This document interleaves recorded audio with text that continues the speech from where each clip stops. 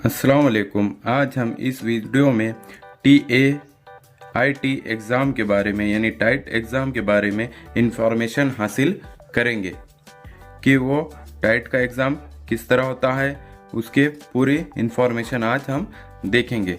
तो ये जो TAIT जो एग्ज़ाम है वो कुल 200 नंबरात यानी 200 सवालात पर मुश्तमिल होता है। इसमें 200 सवालात होते हैं और ये 200 नंबरात का होता है, यानी एक सवाल के लिए 1 नंबर मुख्तस है। और ये वक्त इसमें 2 घंटे का होता है। 2 घंटे में हमको 200 सवालात हल करना होते हैं और इसमें हर सवाल के लिए 1 नंबर होता है। यानी जो ये एग्ज़ाम होता है तो वो एक सवाल के लिए 1 नंबर दिया जाता है।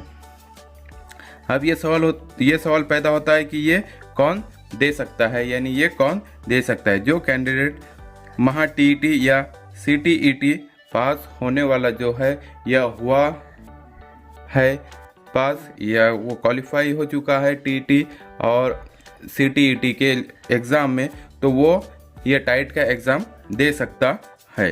टाइट एग्ज़ाम पास होने वाले कैंडिडेट, अगर वो टाइट एग्ज़ाम पास हो चुका है कोई कैंडिडेट, तो वो ZP में या MNP यानी महानगर पालिका में जो जॉब निकलते हैं उसके लिए वो 100% क्वालिफाई हो सकता है। यानी जब भी वो जॉब निकलेंगे तो सबसे पहले प्रेफरेंस इन्हीं को दिया जाएगा। जो TAIT एग्ज़ाम जो पास होता है उसको प्रेफरेंस दिया जाता है।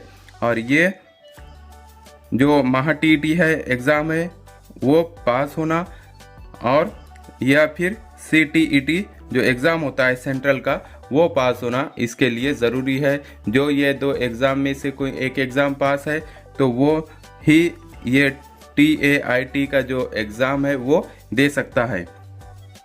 इसमें एक सवाल के 4 ऑप्शन होते हैं, यानी इसमें भी एक सवाल के 4 ऑप्शन होते हैं और सही ऑप्शन को निशानदेही करना होती है। यानी जो भी सही ऑप्शन है उसको निशानदेही करना होती है और उसके लिए 1 नंबर होता है, यानी एक सवाल के लिए 1 नंबर होता है। इसके बाद के वीडियो में हम TAIT एग्ज़ाम के जो सिलेबस है उसके बारे में हम डिस्कस करेंगे। इस तरह के हमारे एजुकेशनल वीडियो देखने के लिए हमारे चैनल को सब्सक्राइब करें, बेल आइकन दबाएं, लाइक करें और शेयर करें।